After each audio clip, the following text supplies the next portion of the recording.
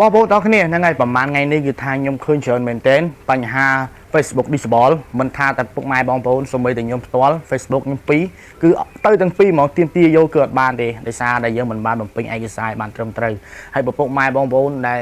មិនទាន់បាន Facebook នឹង Disable មិនទាន់នឹងខូចបងប្អូនអាចចូលទៅកែថ្ងៃកំណើតឬក៏ភ្ជាប់អត្តសញ្ញាណប័ណ្ណរបស់យើងឲ្យបានត្រឹមត្រូវក៏ដូចជាលេខទូរស័ព្ទឲ្យបានត្រឹមត្រូវពេលណាដែលវា Disable ពេលណាដែលវាខូចឬក៏ក្រុមហ៊ុន block យើងអាចប្តឹងតវ៉ាបានទៅវិញ